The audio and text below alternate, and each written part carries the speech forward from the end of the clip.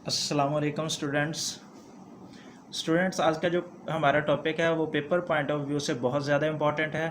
तो ये वाला जो क्वेश्चन है काफ़ी टाइम पेपर में आ चुका है, इसलिए आपसे रिक्वेस्ट है कि इसको अच्छे तरीके से आपने समझना है। हमारा जो टॉपिक है उसका नाम है फाइल प्रोसेसिंग सिस्टम। तो मैं आपको बताऊंगा कि फाइल प्रोसेसिंग सिस्टम क्या था, इसका इस्तेमाल कैसे होता था और इसके क्या क्या नुकसान थे। आज के टॉपिक के अंदर हमने ये डिफ़ाइन करना है। तो पहले नंबर पे मैं आपको बता दूं फाइल प्रोसेसिंग सिस्टम क्या था। बिफोर डीबीएमएस वाज इन्वेंटेड, जब डीबीएमएस इन्वेंशन नहीं हुई थी उसकी, तो इंफॉर्मेशन जो होती थी वो स्टोर होती थी फाइल प्रोसेसिंग सिस्टम के अंदर।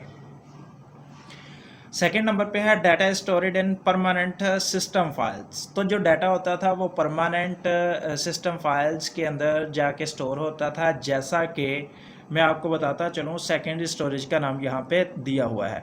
अब सेकेंडरी स्टोरेज के अंदर data of course permanent store होता है, लेकिन यहाँ पे हम क्या करते थे, फाइल प्रोसेसिंग सिस्टम के अंदर या तो कोई भी एमएस वर्ड्स के अंदर या एक्सेल के अंदर या नोटपैड के अंदर अपने बिहाफ पे या अपनी मर्ज़ी से कोई भी इनमें से जो था टूल यूज़ करके हम डाटे को सेकेंडरी स्टोरेज के अंदर परमानेंटली स्टोर करवा लेते थे।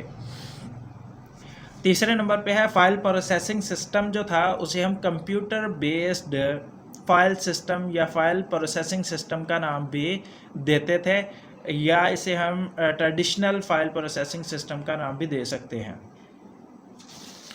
चौथे नंबर पे जो है वो ये है कि इन अर्लियर डेज की अगर बात करें तो वहाँ पे जो डेटाबेस थी तब नहीं थी डेवलप हुई, या इसको इस्टेब्लिश नहीं किया था डेटाबेस को। इन द पास्ट बहुत सारी ऐसी ऑर्गेनाइजेशन थी जो फाइल प्रोसेसिंग सिस्टम के थ्रू डाटे को मैनेज करती थी, या फाइल प्रोसेसिंग सिस्टम के थ्रू डाटे को क्या करती थी, स्टोर करती थी और मैनेज भी साथ करती थी। इसके अंदर क्या होता था कि हर जो डिपार्टमेंट होता था एक ऑर्गेनाइजेशन के अंदर, ईच डिपार्टमेंट एक ऑर्गेनाइजेशन के अंदर जो होता था वो उसका अपना एक सेट ऑफ फाइल्स बनाया होता था। मतलब एक जो डिपार्टमेंट है एक ऑर्गेनाइजेशन के अंदर उसने अपना सेट ऑफ फाइल्स बनाया हुआ अपने वे से, दूसरा जो डिपार्टमेंट था उसने क्या किया हुआ था, अपना सेट ऑफ फाइल्स बनाया हुआ था एक ही डिपार्टमेंट के अंदर। इससे क्या होता था, इससे प्रॉब्लम्स आती थी जब डाटा रिकॉर्ड करवाया जाता था या डाटा जब स्टोर करवाया जाता था इसके अंदर। तो प्रॉब्लम किस टाइप की आती थी, क्या क्या इसके अंदर प्रॉब्लम थे।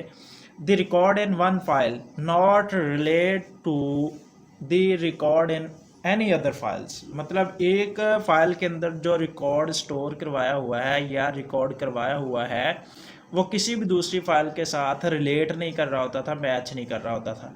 लेकिन इसके अंदर टू जो थे ना मेजर प्रॉब्लम्स थे, मतलब कि टू वीकनेस थी इसकी, जिस वजह से ये ज़्यादा रिलायबल नहीं था, जिस वजह से ये प्रॉब्लम होती थी इसके अंदर। तो पहले नंबर पे जो इसके अंदर प्रॉब्लम था वो था कि रिडंडेंसी, या रिडंडेंट भी इसे बोला जाता है। रिडंडेंट का मतलब क्या है, रिडंडेंट का मतलब है कि डुप्लीकेशन ऑफ डाटा।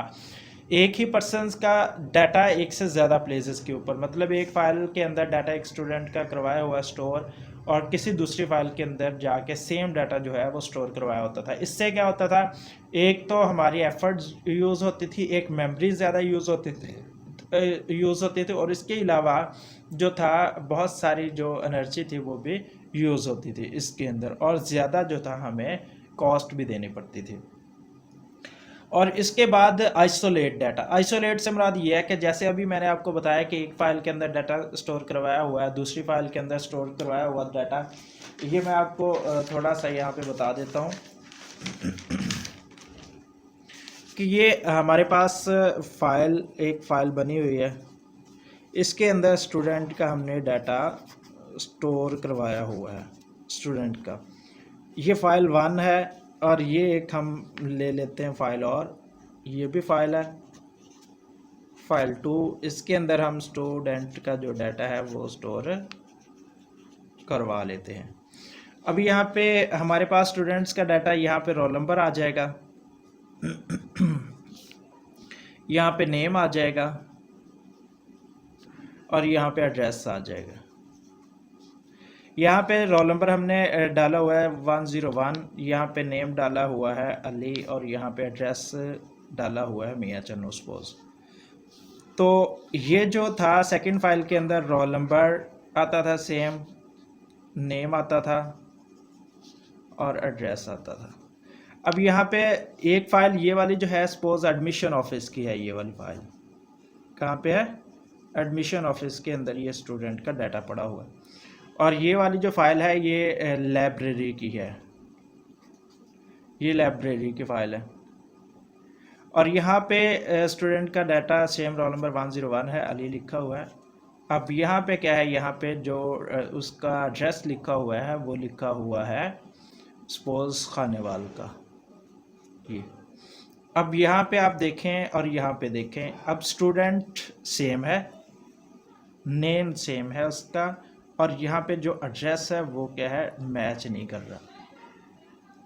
तो इस तरह से जो डाटा होता था ना, आइसोलेट होता था, डिफरेंट होता था। आइसोलेट का मतलब क्या होता है, बेसिकली आइसोलेट का मतलब होता है जुदा करना। क्या मतलब होता है, जुदा करना। तो यहाँ पे डाटा अलग-अलग रखा जाता था, सेपरेट डाटा, लेकिन डिफरेंट उसके अंदर प्रॉब्लम थे। उसके बाद पीछे मैंने बात की थी कि सेकेंडरी स्टोरी के अंदर डाटा जो है वो स्टोर परमानेंट करवा लिया जाता था, जैसे वर्ड, नोटपैड के अंदर, वर्ड के अंदर, एक्सेल के अंदर। तो इनमें से कोई भी टूल यूज़ करते हुए हम क्या करते थे, पहले स्टूडेंट आईडी बना लिया, स्टूडेंट नेम, एड्रेस बना लिया। तो इसके अंदर ये रोल नंबर डाला हुआ है, ये नेम डाले हुए हैं, ये एड्रेस डाले हुए हैं। तो वहाँ पे कोई भी कॉन्सेंट्रेट्स नहीं लगे होते थे, रूल्स नहीं लगे होते थे। कोई भी दूसरा बंदा, सपोज़ हमारे पास एम्प्लॉयज़ एक ऑर्गेनाइजेशन के अंदर ज़्यादा होते हैं, सपोज़ एक एम्प्लॉय छोड़ के जाता है किसी और जगह पे, तो दूसरा एम्प्लॉय आता है, वो क्या करता है, नेम की जगह पे पॉसिबल है कि रोल नंबर डाल दे, या ईमेल एड्रेस हमने लिखना था उस जगह पे वो फ़ोन नंबर डाल दे, या फ़ोन नंबर की जगह पे वो ईमेल एड्रेस डाल दे। तो इस तरह के इसके अंदर बहुत सारे प्रॉब्लम्स आते थे। आई होप सो कि आपको ये वाला जो इंट्रोडक्शन था फाइल प्रोसेसिंग सिस्टम का, ये समझ आ गया होगा। अगर फिर भी कोई प्रॉब्लम हो तो इसके अंदर आप क्वेश्चन पूछ सकते हैं। Thank you so much.